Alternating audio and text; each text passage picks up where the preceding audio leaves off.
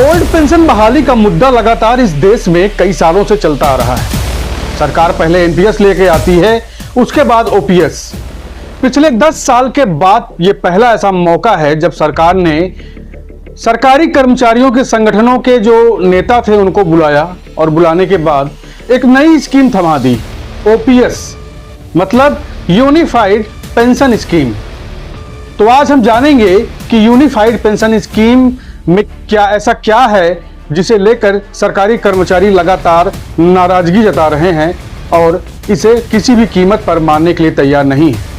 Old pension scheme और new pension scheme के बाद ये यूनिफाइड पेंशन स्कीम क्या है, आज यही जानने के लिए हमारे साथ हमारे मेहमान मौजूद हैं।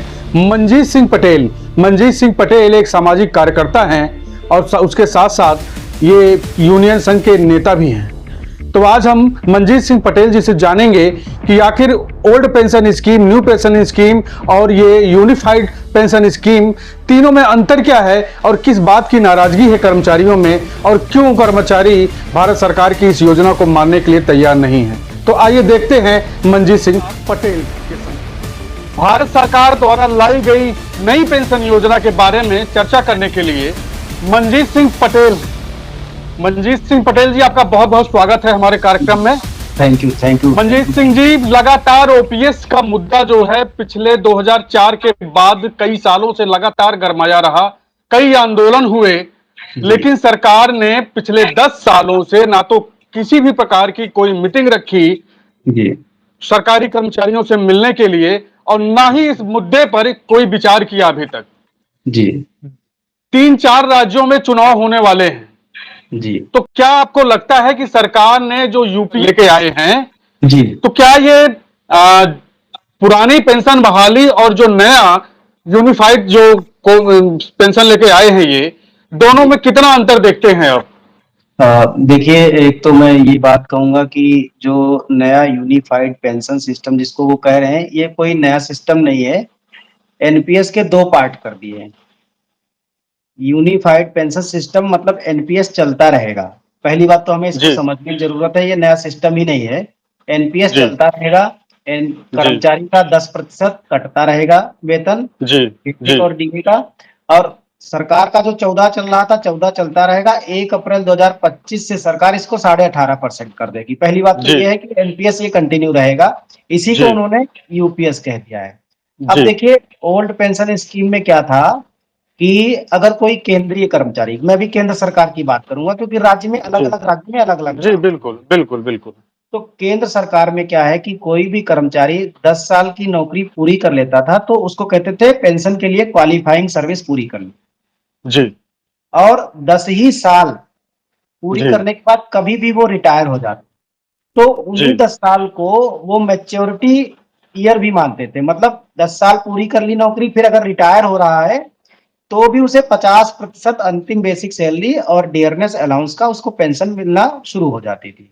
क्योंकि सेंट्रल गवर्नमेंट में ऐसे कर्मचारियों की संख्या बहुत कम होती है जो 10-15 साल में रिटायर होते हैं, क्योंकि यहाँ 30 साल के अंदर नौकरी में लोग आ जाते हैं और 30 साल 32 साल की नौकरी करते हैं तब रिटायर होते हैं। दूसरी बात, अगर वो वॉलंटरी रिटायरमेंट लेते थे तो 20 साल की नौकरी पूरी करने के बाद कभी भी वॉलंटरी रिटायरमेंट ले लेते तो भी उनको 50% और डीए के साथ उनको पेंशन मिलती थी। ये थी ओपीएस। एनपीएस में क्या था, 10% कटता है, 14% सरकार डाल रही है। अब 14 की जगह सरकार उसको 18.5% कर रही है अपने कंट्री। ये एनपीएस चलता रहेगा। अब सरकार ये कह रही है कि रहेगा तो एनपीएस कंटिन्यू। आप चाहोगे तो जो टोटल कॉर्पस बना, मान लीजिए कोई आदमी आज रिटायर हो रहा है एनपीएस वाला और टोटल कॉर्पस बना 100 रुपए, तो एनपीएस का रूल लागू रहेगा। यानी 100 रुपए में से आप 60% ले लो, यानी 60 रुपए ले लिए और बचा 40 रुपए। 40% की आप एन्युटी प्लान खरीद लो, जितनी पेंशन बन जाए वो आप पेंशन ले लो। लेकिन अगर आपको लगता है कि ये पेंशन कम है तो आप एनपीएस से यूपीएस में जा सकते हो, यानी यूनिफाइड पेंशन स्कीम जिसको उन्होंने यूनिफाइड पेंशन। हाँ, तो उन्होंने कहा वहां 2 शर्तें हैं। अगर आपने कम से कम 25 साल की नौकरी की है तो आपको वो 50% पेंशन देंगे, जो कि पहले केवल 10 ही साल था। हालांकि जी मैच्योरिटी में 20 साल था, लेकिन हम मान लेते हैं कि 20 साल को भी इन्होंने बढ़ा करके 25 कर दिया। पहली बात तो ये 5 साल उन्होंने एक्स्ट्रा बढ़ा दिए जी कि आपको जी 25 साल की नौकरी कंपलसरी करोगे तो ही आपको जी 50% देंगे। दूसरी उन्होंने जी शर्त डाल दी कि जो आपका इतने दिनों तक 25 साल तक या 30 साल तक 10% आपका पैसा काटा गया एनपीएस में, और सरकार ने जी 10, 14 और 18 करके डाला। ये जो टोटल जी कॉर्पस जितना भी हो ये सब सरकार ले लेगी। जी तो ये तो हड़प नीति हो गई ना। इससे तो बढ़िया एनपीएस ही था। सरकार शायद यही कहलवाना चाहती है लोगों से। ये तो ओपीएस मिलने की बजाय वो एनपीएस से भी नीचे चले गए। एनपीएस में कम से जी कम एक बार जब रिटायर आदमी होता था तो जितना पैसा बना उसका 60% तो तुरंत मिल जाता था और जी 40% की वो एन्युटी खरीदता था। तो जी एन्युटी दो तरह की थी, एक विदाउट आरओपी और एक विद आरओपी। आरओपी का मतलब रिटर्न जी ऑफ परचेज प्राइस। अगर विद आरओपी जी लिया तो जितने पैसे की उसने एन्युटी खरीदी, उस कर्मचारी के ना रहने के बाद, उसके स्पाउस के ना रहने के बाद वो मूलधन उसके परिवार को मिल जाता था वापस, जी और पेंशन अलग से मिलती थी, वो ब्याज के तौर पे मिलती थी। विदाउट जी आरओपी में थोड़ी पेंशन बढ़ जाती थी, लेकिन जितने की आपने एन्युटी खरीदी वो पैसा कंपनी के पास चला जाता था। इससे होता जी क्या था कि सरकार ने 10 साल, 20 साल, 25 साल जितने साल तक कर्मचारी ने नौकरी की, उतने साल तक वो कंट्रीब्यूशन देती थी। वो चाहे जितना हो गया, वो सरकार को कभी नहीं मिलता था, या तो कर्मचारी और उसके परिवार को मिलता था, या फिर वो जी जिस कंपनी से एन्युटी खरीदता था 40% उसको चला जाता। दो जी तरीके। अब यहाँ पर हमारी जो डिमांड थी कि भैया आप अपना पैसा अपने पास ले जाओ। सरकार ने दिया हमें जी 14% या 18%, 30 साल, जी 32 साल जितने दिन मैंने नौकरी की, वो पैसा जितना हो गया आप ले जाओ, लेकिन जी हमें ओपीएस के अनुसार पेंशन दे दो। अगर मेरी नौकरी 20 साल से कम है तो 50% से कम दे दो, अगर 20 साल से जी ज्यादा है तो 50% पेंशन मुझे दे दो डीए के जी साथ। अब इन्होंने क्या कर दिया कि पहले वो पैसा सवारा, इस बात के लिए वो पहले सारा पैसा ले लेंगे। मतलब हमने उनके जी लिए ये कहा कि आप अपना वाला पैसा ले जाओ, या तो वो एक भी रुपया नहीं ले रहे थे, और अब जी लेंगे तो सारा छीन लेंगे। डलहौजी वाली जी हड़प नीति से भी आगे निकल गए। तो कोई जी भी सेंट्रल गवर्नमेंट एम्प्लॉई, पहली बात तो 25-26 साल की नौकरी से पहले रिटायर नहीं होता। जी एक तो केसेस में छोड़ के, जैसे कोई एक्स आर्मी आ गया या डेथ कंपेंसेटरी ग्राउंड पे आ गया, या कोई रेगुलर हो गया 10-15 साल की नौकरी के जी बाद, उनके जी केसेस की बात अलग है, लेकिन उनके 0.01% केस हैं। तो जी हमारे यहाँ कोई आदमी 25 साल 30 साल की नौकरी करेगा तो यूपीएस में क्यों जाएगा भाई? सारा कॉर्पस क्यों देगा? बुढ़ापे पे उसको पैसा चाहिए, शादी की, बच्चों की शादी के लिए पैसा चाहिए, घर बनाने के लिए जी पैसा चाहिए, बुढ़ापे में सेविंग मनी के रूप में चाहिए, क्योंकि रोज दवाइयाँ चाहिए, कहीं कुछ चाहिए, कहीं बुढ़ापे में आदमी शौक पूरे करता, बहुत सारी चीजें हैं कहने का मतलब। हाँ सही उस बात सही उस बात समय उस समय उसको पैसे जहां सबसे ज्यादा जरूरत है, सबसे बड़ी चोट यूपीएस के माध्यम से सरकार उस कर्मचारी के ऊपर मार रही। तो जी यहाँ पर जो बात निकल करके आती है कि सेंट्रल गवर्नमेंट एम्प्लॉयज के लिए यूपीएस बिल्कुल धोखा है, किसी काम का नहीं है, बल्कि ये एनपीएस से भी ज्यादा खराब है। भले ही वो 50% की गारंटी दे रहे हैं, अरे भाई एनपीएस से हमें 30% जी मान लीजिए मिलता पेंशन का, जो कॉर्पोरेट फंड था पेंशन 30% जी बनती, तो सरकार को केवल 20% ही तो बढ़ाना था, फिर 50% पूरा करने के लिए वो अपने अपने अपने पैसे से जी पूरा कर सकती थी। बिल्कुल दूसरी बात, वहां हमें 60% देती थी, बिल्कुल 60% ना देके हमें 40% देती, जितना मेरा पैसा था उतना ही निकाल देती। तो जी 20-30% तो फंड ही बढ़ जी जाता उसका, पैंतालीस दशमलव जी तिरासी परसेंट उसका फंड बढ़ जाता। तो वो चीज आसान थी, ओपीएस की तरफ जाना आसान था, और यूपीएस की तरफ जाकर के तो मतलब ना तो मतलब कर्मचारी की बिल्कुल गर्दन ही काटने का काम कर रहे हैं।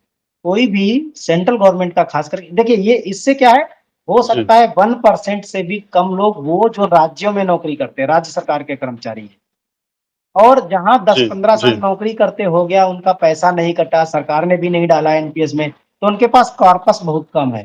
जी ऐसे केस में जहां बहुत कम कॉर्पस है, जी वो उस कॉर्पस को सरकार को दान कर सकते हैं 50% पेंशन लेने के लिए। लेकिन मुझे नहीं लगता कि ऐसे जी केसेस 0.05% से ज्यादा होंगे, ऐसे केसेस ही नहीं होंगे।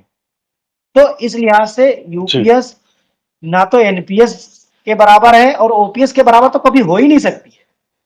तो इसलिए हम जी तो मंजीत जी, मेरा सवाल यह है कि 2004 में यूपीए ओपीएस जो है जी बंद की गई, बीच में एनपीएस लाया गया।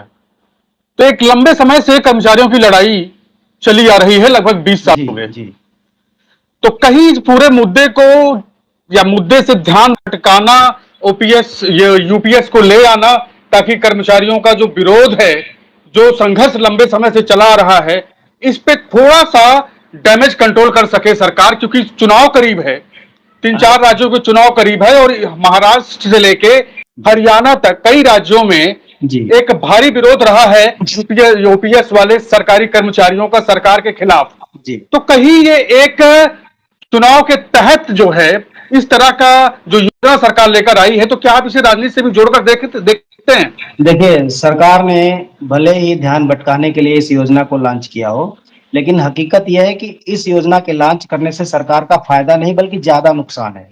आप देख सकते हैं आज यूट्यूब, सोशल मीडिया, ट्विटर जिसे अब एक्स कहते हैं, इंस्टाग्राम, केवल एक ही चीज से भरा हुआ है, सरकार की इस फैसले के विरोध से। हर जगह आप कहीं भी कोई भी यूट्यूब अगर आप खोल करके देख लीजिए तो सबसे पहले ओपीएस की न्यूज मिलेगी, उसमें आपको लिखा मिलेगा कि सरकारी कर्मचारियों का गुस्सा फूटा। अगर आप सोशल मीडिया, अगर आप कोई पोर्टल खोल लीजिए तो उस पर भी आपको ओपीएस की न्यूज मिल जाएगी। आप फेसबुक पे चले जाइए तो वहां भी। तो कहने का मतलब यह है कि सरकार को इस योजना को लाने से फायदा नहीं हुआ है, नुकसान हुआ है। और ये अगर सरकार को इस नुकसान की भरपाई करनी है तो सरकार सीधे सीधे अनाउंस करे कि 20 साल की नौकरी जिसकी पूरी हो गई है उसको 50% की पेंशन हम देंगे, और कर्मचारियों का जो अंशदान इकट्ठा हुआ है वो पैसा हम उसको वापस कर देंगे और सरकार अपना पैसा ले ले। इसके अलावा और कोई रास्ता नहीं है ओपीएस बहाल करने। और सरकार अगर खतरों से खेलना चाहती है, रिस्क लेना चाहती है तो ठीक है, कर्मचारी भी तैयार बैठे, महाराष्ट्र के कर्मचारी तैयार बैठे हैं, हरियाणा के कर्मचारी तैयार बैठे। तेरे जब सरकार हमारी नहीं सुनती तो हम क्यों सुने? हम भी खिलाफत में जाए, चाहे जहां चाहे जो करना। जी जी तो ऐसा होगा। National mission for old pension scheme भी पूरे देश से अपने जो लीडर्स को बुला रहा है। दिल्ली में आजकल में बैठक हो जाएगी 1-2 दिन में, और नए सिरे से इस आंदोलन को और मजबूत किया जाएगा और धाप दी जाएगी इसके खिलाफ। हम बिल्कुल भी। तो कुल मिला के हमारे दर्शक ये जानना चाहते हैं, कुल मिला के हमारे जो पुरानी पेंशन से जुड़े हुए हमारे पास दर्शक हैं, ये जानना चाहते हैं कि सरकार के द्वारा लाई गई यूपीएस प्रणाली से मनजीत सिंह पटेल सहमत हैं या नहीं है? बिल्कुल भी नहीं सहमत। अगर जी बिल्कुल भी नहीं सहमत है, क्योंकि कोई भी एम्प्लॉय 30-32 साल की नौकरी करने के बाद पूरा कार्पस सरकार को कभी नहीं सौंपेगा। किसी को नहीं पता है कि रिटायरमेंट के बाद कौन कितने दिन तक जिंदा रहेगा। हम सरकार से केवल old age social income security की गारंटी की मांग कर रहे थे। सरकार ये बोलती कि हम 50% नहीं दे पा रहे हैं, हम 40% देने के लिए तैयार है। तो कर्मचारी एक बार कहता कि ठीक है, यह इस फैसले का हम स्वागत करते हैं, लेकिन 40 नहीं, हमें बढ़ा करके दीजिए। ये बात हो सकती थी, लेकिन सरकार ने तो गड्ढा खोदने का काम किया। हम बिल्कुल भी सहमत नहीं है, हमारा कोई भी कर्मचारी इस पर सहमत नहीं है, सपने में भी सहमत नहीं हो सकता। जिन लोगों को अगर कोई गुमराह भी कर दिया होगा, किसी की समझ में नहीं आया होगा, वो भी कल इसके खिलाफ खड़ा हो जाएगा। तो मनजीत जी, हम आपसे जानना चाहते हैं कि आपके आने वाले समय में क्या कोई बड़ा धरना प्रदर्शन हो सकता है? बिल्कुल होगा, यूपीएस के खिलाफ। बिल्कुल बिल्कुल होगा यूपीएस के खिलाफ। देखिए, यूपीएस तो कुछ है ही नहीं हमारी नजर में। वो आज एनपीएस का पार्ट 2 है, क्योंकि एनपीएस को खत्म नहीं किया उन्होंने। अगर एनपीएस को बदल देते यूपीएस में, क्योंकि उन्होंने ऑप्शनल रखा है, या तो आप एनपीएस में बने रहिए या यूपीएस चूज कर लीजिए, वो आपके ऊपर। तो वो एनपीएस नई पॉलिसी नहीं है। तो मेरा कहने का मतलब यह है, बड़ी सीधी सी बात है, हम लोग मीटिंग बुला रहे हैं और बहुत जल्दी आपको बहुत बड़े धरने की सूचना मिल जाएगी, बहुत बड़े आंदोलन की सूचना मिल जाएगी। और इस बार जो आंदोलन होगा वो पिछले सारे इतिहास पूरा रिकॉर्ड तोड़ेगा। जी मनजीत जी, आप हमारे साथ चर्चा में आए, आपका बहुत बहुत धन्यवाद। हम अपने दर्शकों से बताना चाहते हैं कि इस समय जो भारत सरकार यूपीएस सिस्टम लेकर आई है, पेंशन को लेकर कर्मचारी किसी भी कीमत पर सहमत नहीं है। एक बड़ा आंदोलन दिल्ली या भारत के कई राज्यों में हो सकता है। हमारे साथ मनजीत सिंह पटेल जी जुड़े। मनजीत सिंह, आपका बहुत बहुत धन्यवाद।